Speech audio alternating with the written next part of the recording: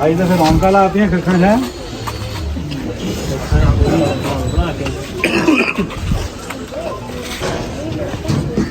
ਪਿੰਡ ਆ ਜੀ